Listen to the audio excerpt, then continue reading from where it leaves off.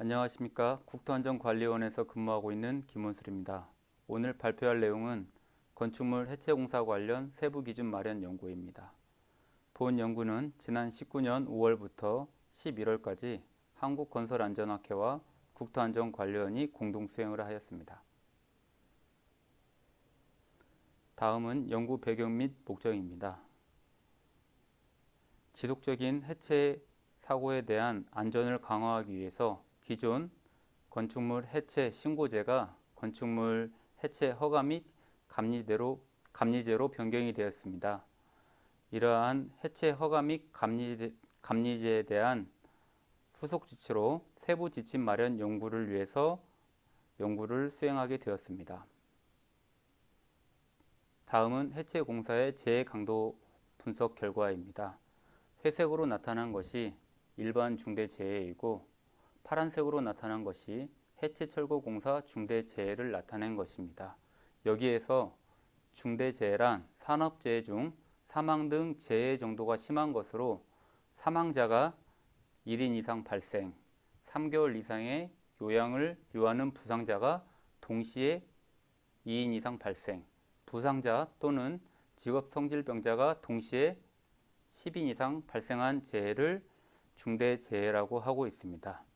그래프에서 보이는 바와 같이 평균 해체 공사의 경우 약 1.76, 일반 재해의 경우에는 1.16으로 50% 이상 재해 강도가 높은 것을 알 수 있습니다. 본 연구는 먼저 국내외 유사 제도의 현황 분석, 해체 계획서 작성 지침 마련 연구, 세 번째로 해체공사 감리 지침안 마련, 네 번째로 해체공사 감리 대가 산정안 마련에 대해서 연구를 수행하였고, 본 연구는 해체공사의 사전 안전작업 계획을 통해서 시공 중의 안정성을 확보하고 붕괴 등의 재난으로부터 국민의 안전을 확보하고 사고로 인한 손실을 예방하고자 하는 목적이 있습니다. 다음은 주요 연구 결과에 대해서 말씀드리도록 하겠습니다. 먼저 해체공사 사고 사례 분석 결과입니다. 슬래브 붕괴 사고가 지난 2016년 8월에 있었는데요. 지금과 같이 4층 건축물에 대해서 리모델링 공사 중 3층에 시공 계획이 없었습니다. 이러한 잭 서포트를 설치하고 보강 후에 지붕층을 제거를 해야 함에도 불구하고 이러한 잭 서포트를 설치 없이 공사를 하여 이와 같이 지붕층이 붕괴되는 사고가 발생하였습니다. 다음은 지하 구조물 붕괴 사고입니다. 기존 건축물이 이런 식으로 위치하고 있었지만 기존 건축물의 벽체를 제거함으로써 이와 같이 흙막이 공사가 주변 토합에 밀려 대변형을 일으킨 현상에 대한 사고입니다. 다음은 서울 잠원동 붕괴 사고입니다. 해체 계획에 대한 시공 계획이 부실하고 관리 감독이 부실하여 발생한 사건으로 보고된 바 있습니다. 이와 같은 해체 공사 사고 사례의 시사점을 보면 먼저 해체 공사 시공 및 안전관리 계획에 대한 지침이 부족한 것을 알 수 있었고 해체 공사 착수 전 충분한 사전 조사를 통해 건축물의 상태를 분석을 해야 하며 구조 안정성 검토를 실시해야 함에도 불구하고 실시하지 않는 경우가 대부분인 것을 알 수가 있었습니다. 또한 해체 공사 중 해체 계획의 이행 여부를 관리 감독할 수 있는 감리 제도가 부재한 것을 알 수가 있습니다. 기존 건축물의 설계 도서 및 구조 계산서 확보가 어렵기 때문에 이와 같이 구조 도서나 구조 계산서가 없는 경우에는 반드시 사전에 진단이 필요해서 관련된 부재력을 충분히 검토를 한 후 구조 안정성 검토를 수행을 해야 할 것으로 판단이 됩니다. 또한 관련 전문가가 참여가 미흡하고 일반적으로 해체 작업자가 해체 공사를 주도적으로 수행하는 것을 알 수 있었습니다. 다음은 건축물 해체 멸실 통계 분석 자료입니다. 본 자료는 건축 행정 시스템 세움터 자료 분석 결과로 지난 2014년부터 2018년까지 약 5개년에 대한 분석 결과이고, 지난 2000년부터 2018년까지를 보면 해체 공사가 2010년 이후 이와 같이 급격히 증가하다가 2014년부터 한 18년 정도 되면 약 한 4만 5천 건 정도 건축물의 해체가 수행되고 있는 것을 알 수가 있습니다. 또한 기존의 건축물 관리법에 따른 건축물 해체 신고와 허가를 비교해 보면 약 전체의 90% 가까이가 신고에 해당되며 나머지 한 6천 건 정도가 허가 대상이 되는 것을 알 수가 있습니다. 또한 이 그래프에서 보이는 바와 같이 2014년부터 2018년까지의 결과를 보시면 허가 대상은 약 5천 건에서 6,700건으로 점점 증가하고 있는 것을 알 수 있습니다. 다음은 건축물 구조 형식에 따른 신고 대상과 허가 대상을 구분하였습니다. 일반적으로 철근 콘크리트 같은 경우에는 50% 이상이 허가 대상인 것을 알 수 있었고, 조접조 구조인 경우에는 약 50% 이상이 신고 대상에 해당되는 것을 알 수 있습니다. 이와 같이 철근 콘크리트 구조의 경우에는 해체 계획서 작성 시 중장비가 탑재될 경우가 많이 있기 때문에 이러한 구조 안정성 검토가 반드시 수행이 되어야 할 것으로 판단이 되며, 신고 대상이 가장 많은 조적식 구조 같은 경우에는 벽체 전도 등에 의한 사고 등 재해 사례가 다수 있기 때문에 이와 같은 조적식 구조에 대한 해체 계획서 작성이 매우 중요한 것을 알 수 있습니다.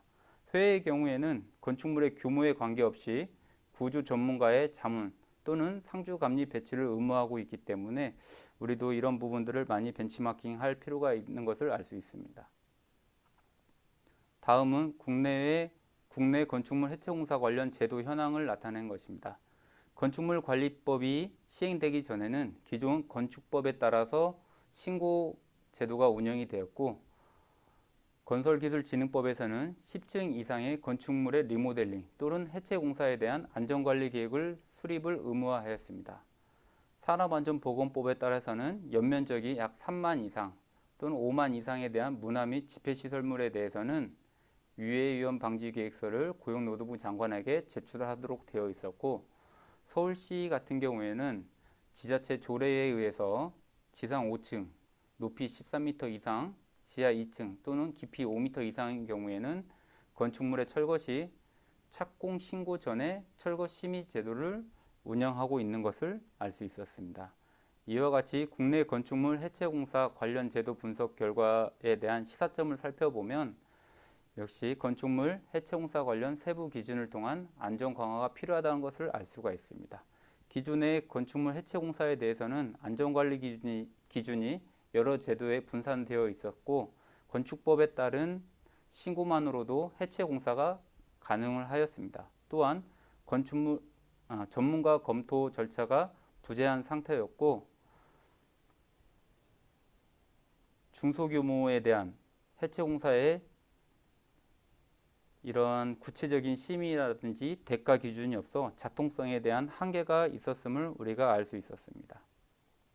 다음은 국외 건축물 해체 공사 관련 제도 현황을 나타낸 것입니다.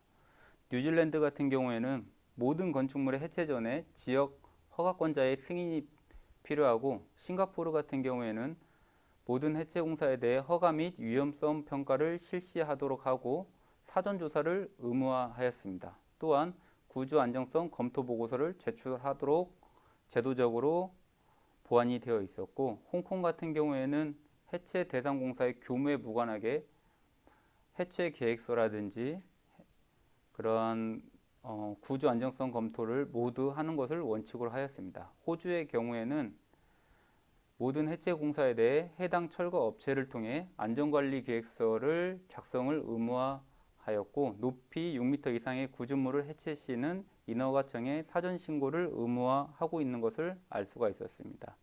이러한 국외 건축물 해체 공사 관련 제도 분석에 대한 시사점을 보면, 해체 공사 착수 전 해당 건축물 및 인접 건축물에 대한 사전 조사를 매우 중요하게 인식을 하고 있었고, 특히 특수구조 건축물에 대해서는 별도로 관리하는 기준을 운영을 하고 있었습니다. 또한 구조기술사 등 해체공사 참여자에 대한 구체적인 책무와 역할을 제시함으로써 안전한 해체공사가 되도록 유도하고 있는 것을 알 수 있었습니다. 다음은 본 연구에 대한 건축물 해체 계획서 작성 지침안에 대해서 설명을 드리겠습니다. 본 연구를 통해서 기존의 국내외 건축물 해체 공사에 대한 조사, 그리고 국외 건축물 해체 공사에 대한 조사를 살펴보면 해체 공사에 대한 사전 조사, 구조 안정성 검토, 환경 조사가 매우 중요한 것을 알 수가 있었습니다. 이러한 부분들을 해체 계획서 작성 지침안에 충분히 담을 수 있도록 노력을 하였습니다.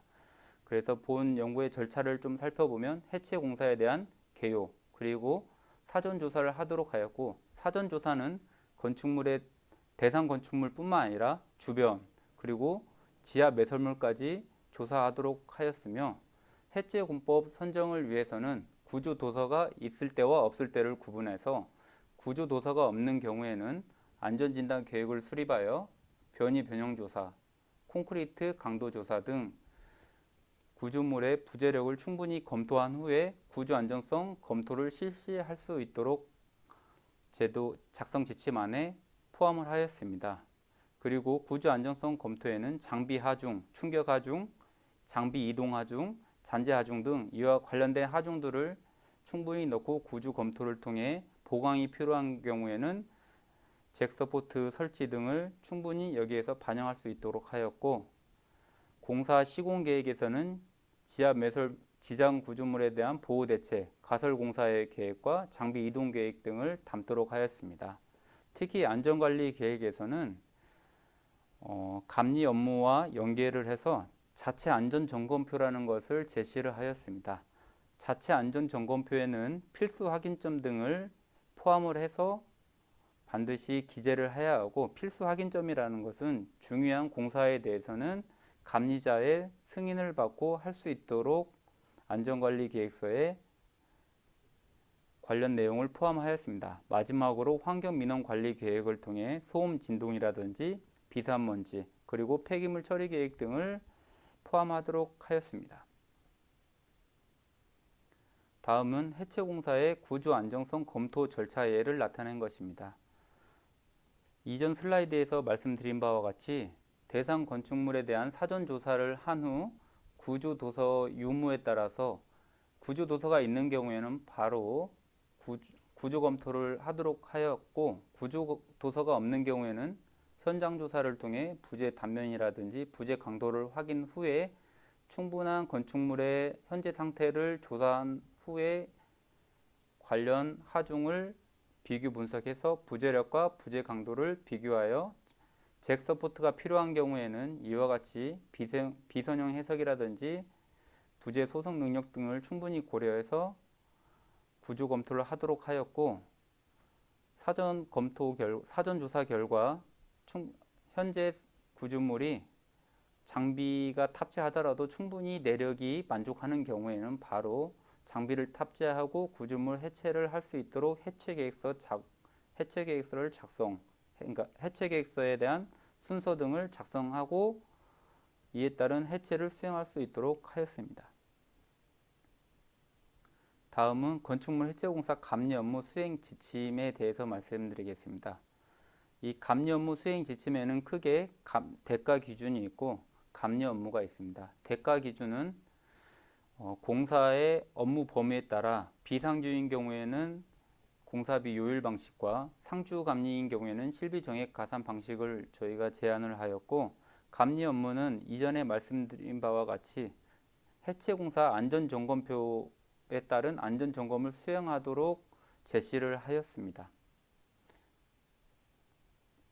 그리고 감리 업무 수행 지침에 있어서 해체공사의 경우에는 일반적인 건설공사와 다르게 구조 안전이라든지 건설 기계 작업이 많이 사용되기 때문에 이와 관련된 교육이 필요하다는 것을 알 수가 있었고, 저희가 16시간에 대한 교육을 담아서 해체 계획, 감리 업무 수행 지침 안에 교육을 담았습니다. 마지막으로 건축물 해체공사 감리 업무 수행 지침의 감리 대가 기준입니다. 감리 대가는 감리 업무에 따라 상주 감리와 비상주 감리가 있는데, 일반적으로 비상주 감리인 경우에는 해체 공사비에 따른 요율표를 제시를 하였습니다. 해체 공사비에 대한 요율표는 기본적으로 공공발주 사업이라든지 주택건설공사 또는 엔지니어링 사업대가에서도 이와 같은 유사하게 사용을 하고 있고, 실제로 해체 공사에 대한 감리 업무 수행 지침의 감리 대가를 보시면 이와 같이 주택건설공사 감리보다는 작지만 다른 기타 공공발주 사업이라든지 엔지니어링 사업 대가에 비해서는 굉장히 높은 것을 알 수 있습니다. 이러한 이유는 해체 공사의 경우에는 짧은 공기 대비 투입일수 및 책임성이 굉장히 높고 공사의 난이도 등이 굉장히 어렵기 때문에 이러한 것들을 고려해서 감리 대가를 제시를 하였습니다. 그러면 지금까지 우리가 연구를 통해서 만들어진 해체 계획서 작성 내용과 건축물 관리법과의 연계성을 검토한 결과를 말씀드리겠습니다. 먼저 건축물 관리법에 따른 참여자를 구분을 하였습니다. 이와 같이 허가권자, 관리자, 전문건설업체, 해체공사 감리자가 있고, 먼저 관리자는 대상 건축물을 해체하고 싶은 경우에는 전문건설업체와 공사계약을 하고, 이 공사계약을 맺으면 전문건설업체에서는 대상 건축물에 대한 사전조사와 성면 해체를 한 다음에 해체계획서를 작성을 합니다. 해체계획서를 작성을 한 경우에는 건축물 관리법에 따라서 전문가 검토를 수행을 하고, 여기에서 전문가라는 것은 건축사 사무소를 개설한 건축사, 기술사 사무소를 개설한 기술사와 안전진단 전문기관이 되겠습니다. 이와 같이 검토를 마치면 관리자는 해체 신고 신청서를 작성해서 허가권자에게 제출하도록 되어 있고, 허가권자는 특수구조 건축물인 경우와 10톤 이상의 장비 탑재, 폭파하여 해체하는 건축물에 대해서는 우리 국토안전관리원에 검토 의뢰를 하고, 그 외에 대상 건축물의 경우에는 바로 검토를 통해 신고서 해체 허가 신청서를 발급하거나 해체공사 발급 이후에는 해체공사 감리자를 지정하여 관리자에게 통보를 해주게 되어 있습니다. 그러면 관리자는 감리 계약을 통해 해체공사 관련 서류를 이와 같이 해체공사 감리자에게 제공을 하고 해체공사를 수행하도록 되어 있습니다. 다음 해체공사 단계입니다.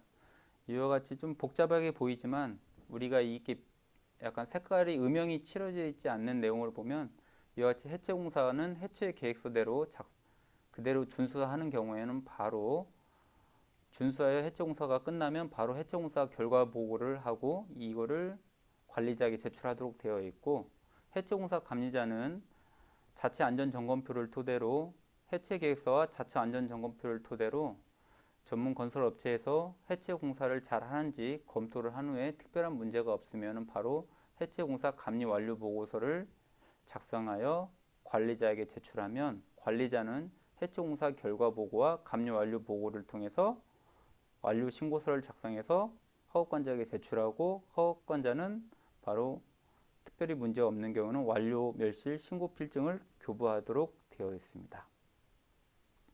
따라서 본 연구에 대한 결론 및 향후 과제에 대해서 간단히 말씀드리겠습니다.